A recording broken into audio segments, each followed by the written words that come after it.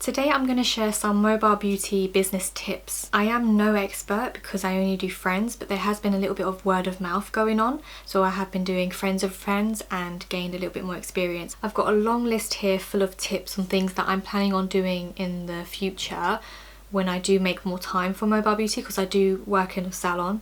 So trying to juggle both can be a little bit tricky. But yeah, I thought these tips might be useful for you as well. My first tip is to have strict terms and conditions, or like certain policies like cancellation policy. You might not have this at the beginning because you're so new that you're grateful for anybody booking an appointment, and if they cancel or if a client is late, it's not a big deal for you, but it is good to have something in mind, and it will be more professional and good if you do it from the start. I've worked in quite a lot of different salons and they do have different cancellation policies, so it depends on what you want to do.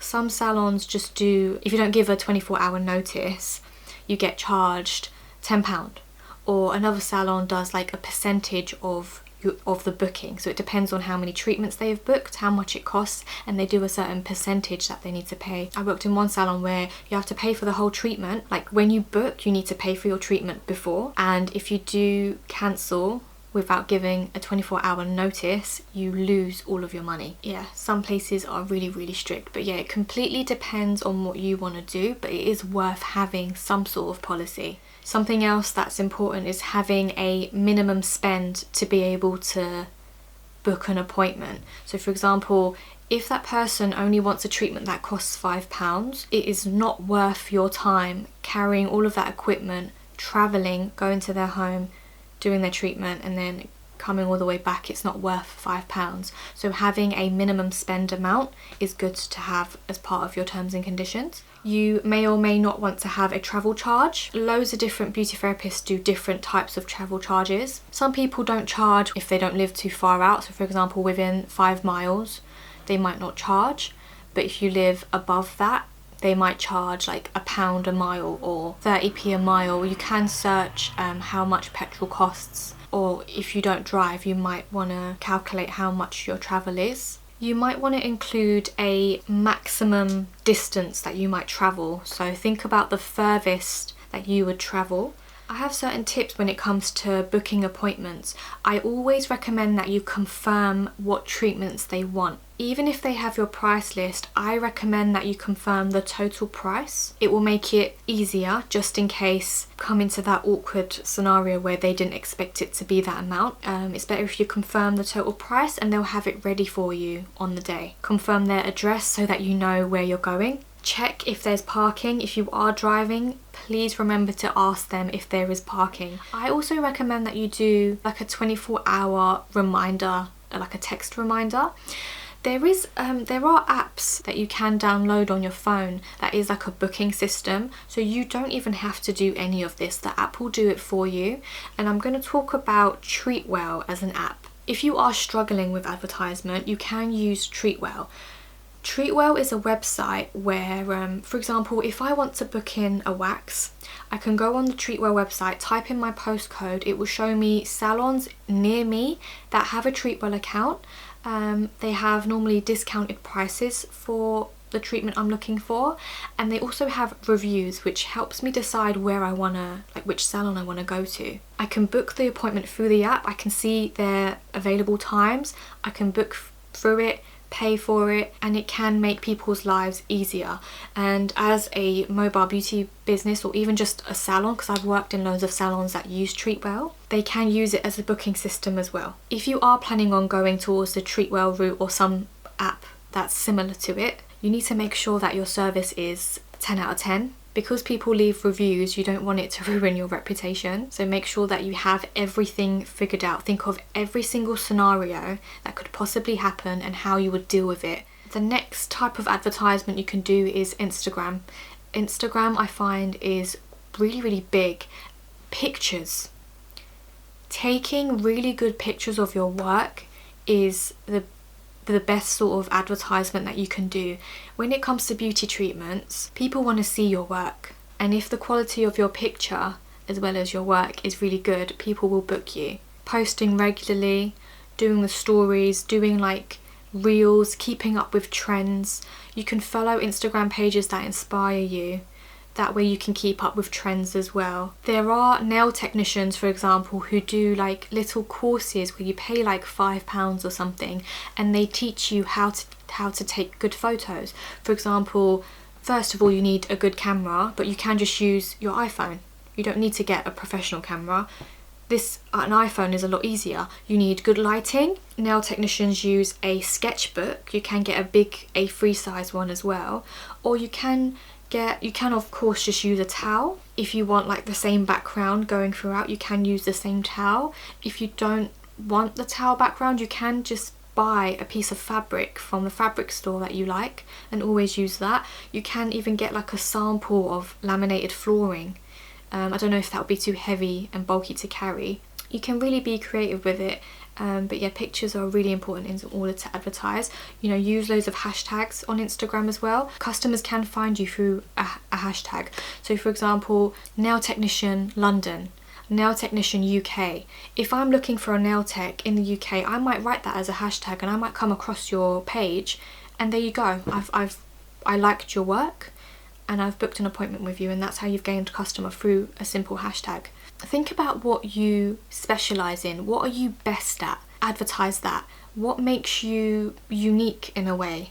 Really draw that attention and advertise what your business is about. This is going to be a random tip that I just slipped in there, so it's not in order.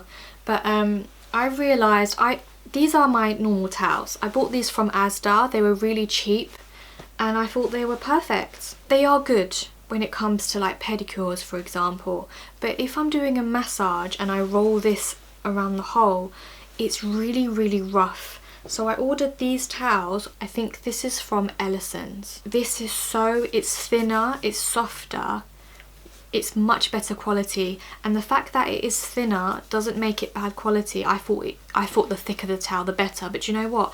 Thin towels dry a lot quicker as well, so it's just really convenient. Good quality, thin so it dries quicker, thin so it's more soft and comfortable on the person's face and over their body. So I recommend getting good quality towels even if you're starting out. My next tip is to be extra friendly. Make that customer feel really comfortable, because you're a stranger in that person's home. If you do need to use their bathroom, so for example, if you need to fill up your manicure bowl with water and you need to use their bathroom, make sure you tell them that's where you're going.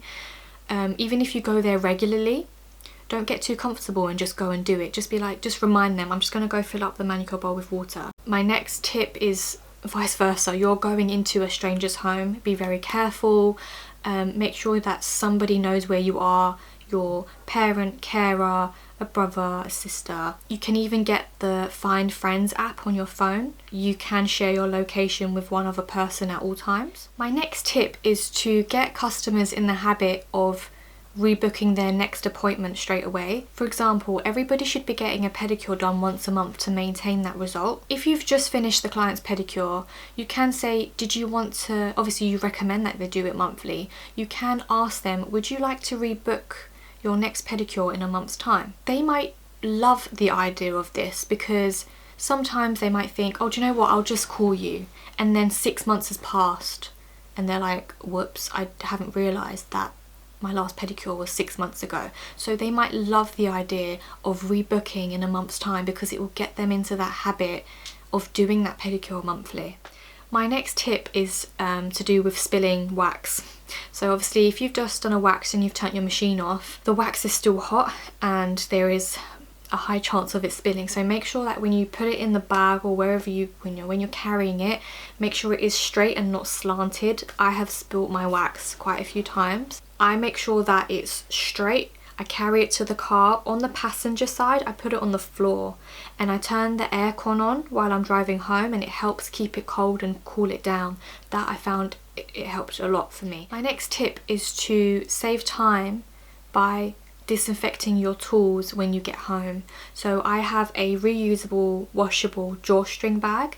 I put all my nail tools in there so that it doesn't touch anything else in my kit, and then when I get home I disinfect it. I feel like it works better for me, and it is a tip that you might want to try. I also recommend that you fill up the stuff that you had used in that appointment. There was a time where I only used a few bits of cotton wool, so I feel like, oh, I don't need to top anything up, and I did that a few times, then ended up going to a customer's house and I had no cotton wool. It was the most unprofessional, embarrassing thing ever, where I had to ask the customer if I could borrow cotton wool. So I recommend that as soon as you get home, check that everything is topped up so that you don't have to go through that embarrassing situation. My last tip is to keep up with training. I find that after you've trained in your initial course, level 2, level 3, you think that that's enough, but it really isn't. I recommend that you train with particular brands.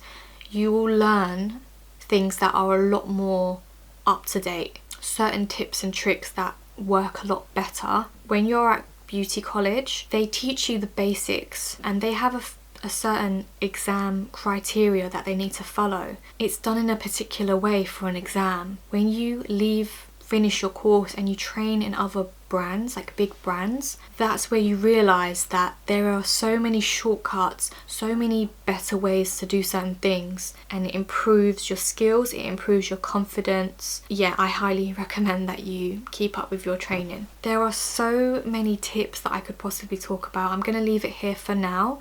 I hope that it was helpful, and yeah, that's it from me today. Bye.